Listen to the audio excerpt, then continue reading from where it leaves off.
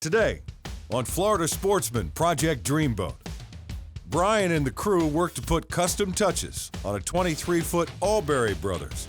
Once Dave gets these black acrylic dash panels all glued down and the equipment mounted in, this console is going to look super clean and up to date.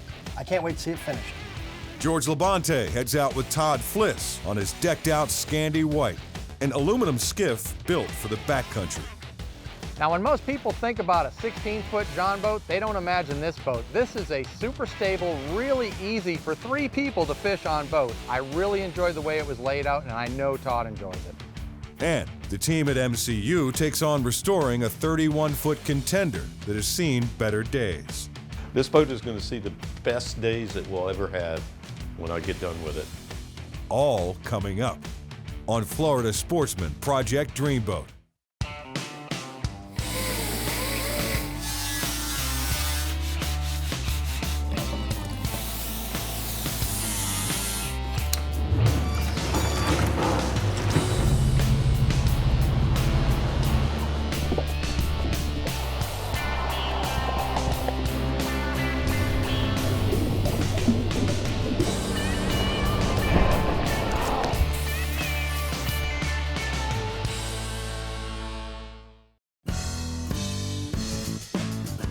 All right, so I had a customer bring in a 23 Albury. This is actually an authentic, original Albury that was built over on Man o' War Cay in the Abaco, Bahamas. It's about 15 years old. It's been out in that Bahamas sun getting beat up.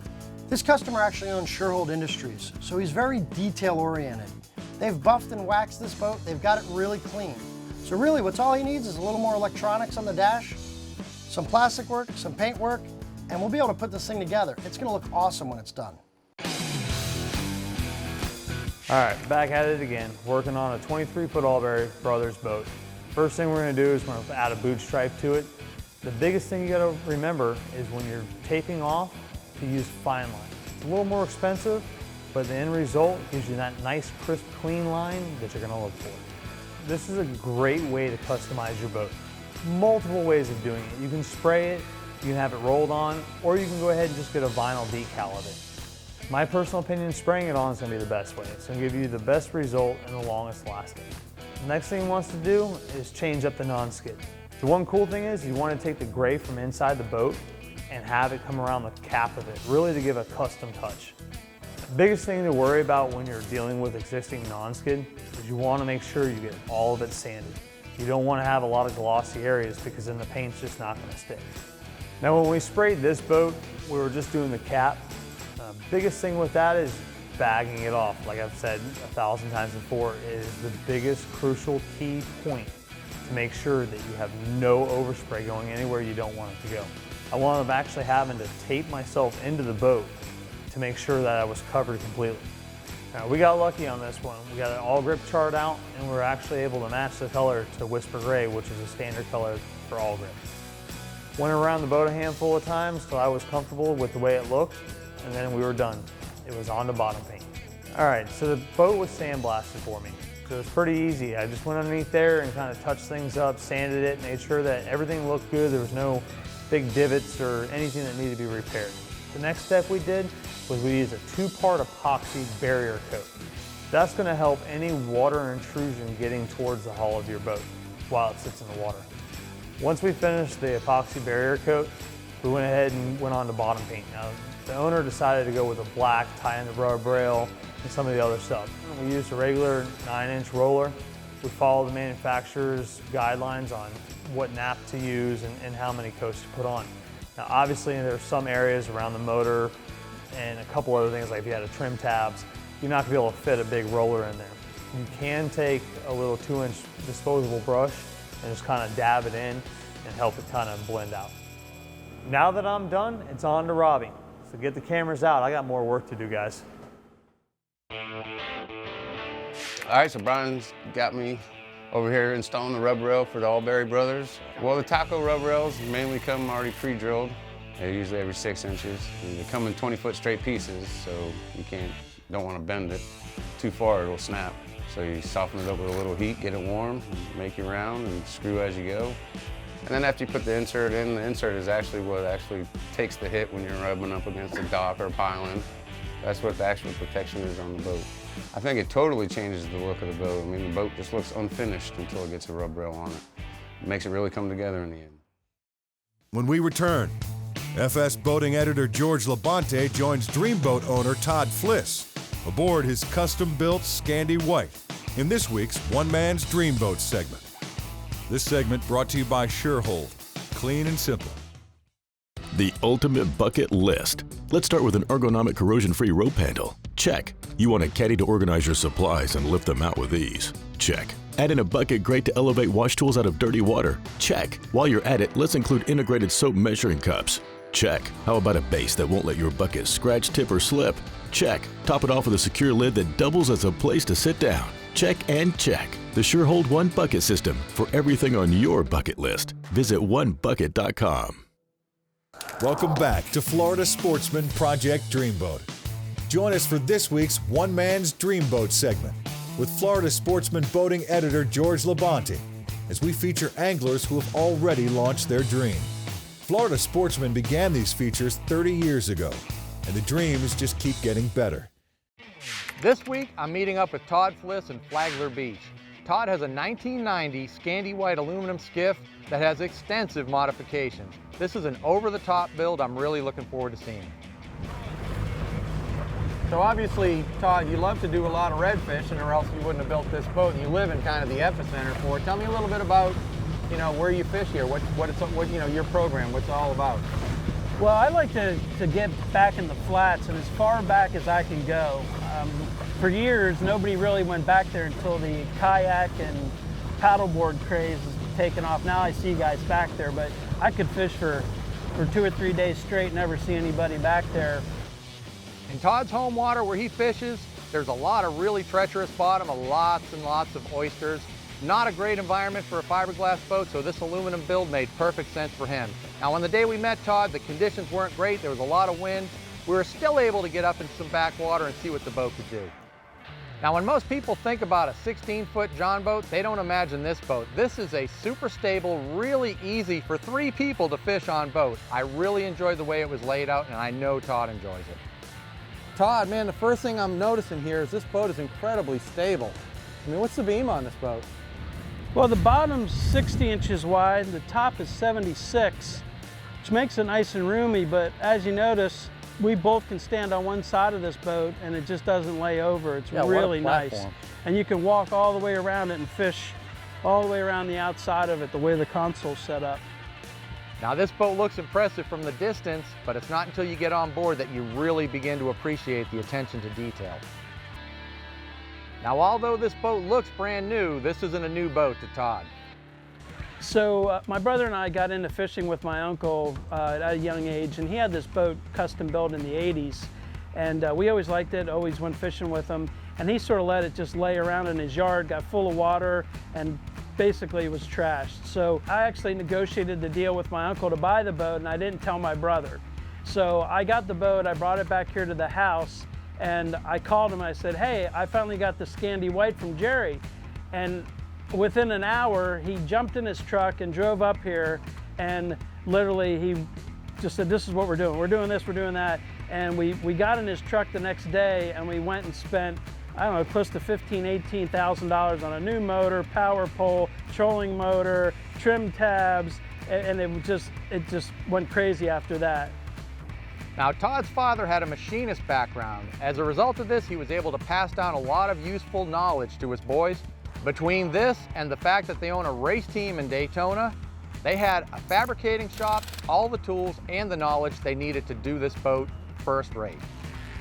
So we originally started the project here in Flagler at my house, and once we got to the point where we could flip it over, we had found some rod in the bottom. So we then took it down to our race shop in Daytona and had our fab guys start on stripping it down and welding and heliarching the bottom, repairing it, along with my dad, who pretty much did all the custom work on it. He cut all the panels, made all the new inserts for all the boxes, all the tricky stuff. So in the build process, we fabricated a brand new console for it. We cut the other one off. We built a custom trolling motor mount, relocated it. We cut the old one off and moved it to the side of the boat so it was more functional. The pulling platform was all hand built and designed at the shop. That took about a 2-week process. So we finally, after about 4 or 5 attempts on fabbing it up, we finally got a design that looked good on the boat. So coming from the racing industry, one of my jobs was wiring race cars for years. So I did all the wiring along with my brother helped me, but everything is meticulously done in this boat. It's all the terminals are properly terminated, everything is fitted up under the hull. Spent a lot of time doing that. We custom fabricated some Bennett trim tabs for the boat, and also we built a relay box that runs off of paddles on the steering column. So your hands really never leave the steering wheel except to touch the throttle. Everything is controlled right on the steering wheel with the paddles. Now we've established that Todd and his brother were going to go all the way with this build. When it came time to choose a finish for the boat, it didn't stop there. They elected to powder coat the entire surface of the boat, top to bottom. Originally, this boat had a 40 horsepower outboard on it. Todd repowered with a 70 horse, almost double the horsepower. Really made this boat rip along the Intracoastal Waterway. So our family has deep roots in the racing industry, and we've always built everything and by hand. And our dad, he always taught us, hey, build the best thing you can build with what you have to use. And that's what we did with this boat, and that's the product that turned out. It's just a labor of love, I guess is what you'd call it. Todd's boat was one of the cleanest John boats I've ever seen, and I'm sure all these Surehold products that we presented him with are going to help him keep it that way. I really enjoyed spending the day with Todd. The boat was really cool, it was a great build, and it's something his family should be proud of. After spending $4,000 on the hull and $24,600 on repairs and custom modifications, the cost of Todd's Dreamboat comes to a total of $28,600. When we come back, Dave at MCU works on building a customized dash panel for the 23-foot Albury project. This segment brought to you by Engel, the best performance coolers on the market. Wake up early on your days off. Go on an adventure. Get out on the water. Here at Engel, we live for these days. We think you should spend more time in nature. Let us help you enjoy it. For those that care about quality, who want to get out into the world with a confidence that their gear is going to stand up to the day's challenges, Engel coolers are built for you. Welcome back to Florida Sportsman Project Dreamboat. With the custom paintwork completed on the 23-foot Albury Brothers project, it's time to build a custom dash panel for the helm. All right, so the Albury's really moving along. Now it's time to get Dave up in there, but I've got to meet with Barry first. I want to get a full layout of what he's wanting to see on this dash panel. He's putting all new equipment up here, and I want to make sure it's laid out just the way he wants to have it done. Barry, what do we got here? Rub rail came out nice. Yeah, rub rail turned out beautiful. You guys did an amazing job, and the gunnel looks amazing. And it's almost dead on with the floor, so that's perfect. All right, so Barry's main goal with this console was to save some money. If I was to fill all these holes with fiberglass and gel coat and repaint the console, it would be in the thousands of dollars. With the black acrylic, we're able to cover up and fill all the old holes. We're able to move the new equipment to where he wants it and flush mount everything. The black acrylic really looks sharp too. So once I got all the details finalized with Barry, I was able to get Dave on the dash panel and get rolling with it. They brought in this 23 Albury. We're going to make a custom dash panel for it. We started out in this project working on the top part of the console. There were some existing holes. We didn't need to go really thick on the material, so we chose 1/4 inch. It'll serve the purpose. We moved on to the middle section and the bottom where your helm's going to go. We go with a little bit thicker material because for structural. With your monitor and stuff, you don't want that to crack, so the thicker material is a better option at this point. But once we had all the panels cut, fit, it looked good. Now we got to call Grandmaster out to do our layout. So the top of the console, the purpose of this one is to cover up some old holes that are in there that he wants to get rid of. And didn't even want to get into the cost of fiberglass in it, so that black plexi panel will tie everything in real nice. And then these stainless cup holders, these are pretty cool. They're gonna fit in here, I want 6 of them. Barry's gonna love these things, and they're gonna look nice up on top of that black acrylic. We're gonna put the Garmin 7612 in the center. It's gonna be right in line with the steering wheel. Okay. And then we're just gonna do the Yamaha Y7 right here. Once Dave gets these black acrylic dash panels all glued down and the equipment mounted in, this console is gonna look super clean and up to date. I can't wait to see it finished. After Grandmaster came out and drew it on crayon, you know, where to put stuff, I went ahead and officially make the layout. And doing so, you gotta split some fractions and stuff like that. And I'm not gifted in math, man. So the iPhone has been awesome. It has a great app, I'm not gonna lie. It'll all help you out and make everything in line. Sometimes when we get pieces and we kind of realize, hey, this is the hot thing right now, we'll go ahead and make a jig that'll have that cut out, laid out for us, so we're able to, it's just more efficient later on for us. It gives it a better product, you know, because it's consistent. So once I got everything drawn out on the panel, the next step would be we want to rough cut the hole out before we router. And to do that, you're going to want to put a pilot hole in. The acrylics, you got to be careful because if you don't use the right bit, you can blow it out, crack the panel, router it out, give it a nice clean hole. Looks like a machine did it in most cases, and that's what we try to do here. So we're making great progress on this project, and what you know it, Robbie had one of our shop trucks, it broke down. So we jumped in the truck, and we ride down the road, and we finally pull up where Robbie is, and wouldn't you know it, the dude's sitting there mowing on a hot dog. It's a cheeseburger. Bro, a cheeseburger is round. It's got 2 buns, some cheese, lettuce and stuff, man. You had a hot dog, bro. We're trying to locate the fuel pump, filters, you know, trying to make a quick fix out of this. And Robbie's not like the best mechanic. I mean, he seemed more concerned about eating this cheeseburger hot dog. Yeah, the food was way more important than the truck, you know. A man's got to eat. Nope. A little grease with my lunch? Yeah, we weren't able to get it running, so we had to hook a strap up and tow it back to the shop.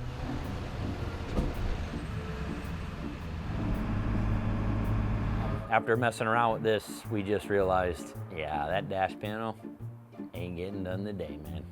All right, well, I hope these wing nuts get this truck thing figured out because I'm not making any money having all these guys out there looking under the hood.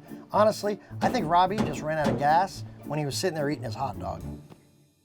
When we return, Brian at MCU takes on a 31-foot contender in need of a fuel tank transplant, a full repower, and more. This segment brought to you by Marine Customs Unlimited.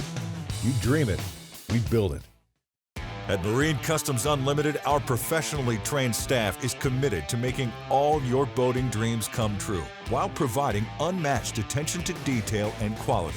Specializing in custom boat building and modifications, fiberglass and gel coat repairs, insurance claims, upholstery and canvas work, custom dash panels, Yamaha outboard sales and service, and more.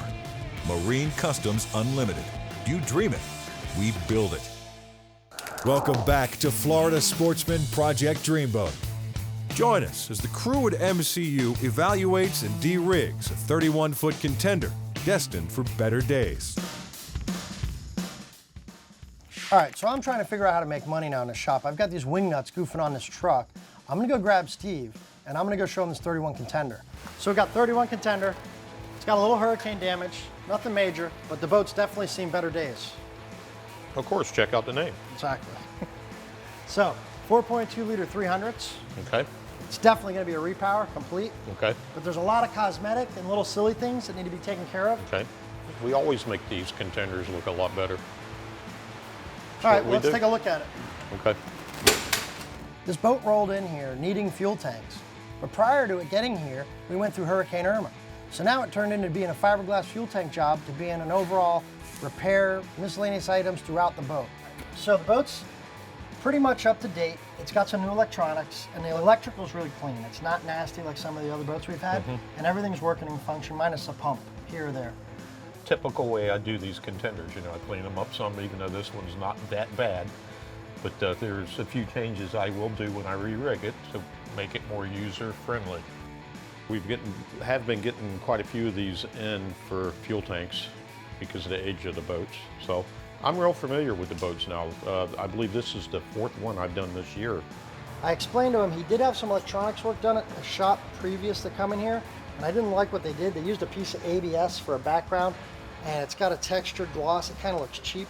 I want to get rid of all this. We're going to come in with our black acrylic flush dash panels, and we'll actually upgrade him with some switches and stuff like that. One of the things that's got me really excited about the dash panel in this Contender is going to be getting rid of all those old gauges. So we're going to put this CY7 Yamaha gauge. It's like an LCD monitor. It's just a rectangular screen. It's going to go right in the center by the steering wheel. It's going to clean it up really nice. I can't wait to apply the black acrylic. And I've got a really great idea for the handrail and all the aluminum work on this boat. There's some other things. Typically, when we do the fuel tank jobs, you know we're going to redo the non-skid. I want to make sure we get all the deck hardware out. Anything that you see broken or damaged, you see needs to be fixed or patched, I want to make sure we get that figured out so we can make sure it gets all finished. I'll note all that stuff as I'm de-rigging everything. With those new motors on the back, new dash panel, buffing the boat out, after Roberto does his work on the floor, I'm going to re-non-skid this thing. This boat's going to be like it never was before. We need to get these tanks out and get them up to TNT so I can get the tanks fabricated and built and back in the boat as soon as possible. Me and Brian talk about the boat, you know, what's going to be done and everything. I'm going to do a systems check on the boat. I'm going to go from bow to stern and I'm going to test everything to see what's working and what's not working. Upon my final inspection of the boat, I found the boat wasn't really too bad, wiring issue. It did have some age to it and it's seen better days. And so I'm going to jump in and I'm just going to start de-rigging this boat, motors, wiring, console, T-top, everything, because it's getting fuel tanks. Contenders, they install their consoles, boy, they install them to where they're not going to break loose. They screw it down, they fill it up with foam, and then they glass over the top of that. The first one I took out, I was scratching my head how they had this thing screwed down, but I figured it out on the first one. So now these other ones go a lot quicker. I just got to cut the top part of the console inside out, dig the foam out, and take the 900 screws they have holding the sucker down out. The reason they do that, so many screws, and a good job with it, is because the T-top is actually secured to the console. So you've got a lot of weight up on top of that that's moving around, and they do a real good job keeping that console in place. This boat is going to see the best days it will ever have when I get done with it. Next week on Florida Sportsman Project Dreamboat. In the plastic shop at MCU, Dave works to install the 23-foot Albury dash panel in time for delivery. Steve the Legend Altenhoff must rescue an outboard that took a salty plunge. FS boating editor George LaBonte joins Scott Dunnick and his son Sean Dunnick aboard their custom-built 20-foot center console. And the 31-foot Contender project is on the move as Brian visits TNT Custom Boat Works to order brand new fuel tanks. The filming of Florida Sportsman Project Dreamboat has been shot on location at Marine Customs Unlimited. You dream it, we build it.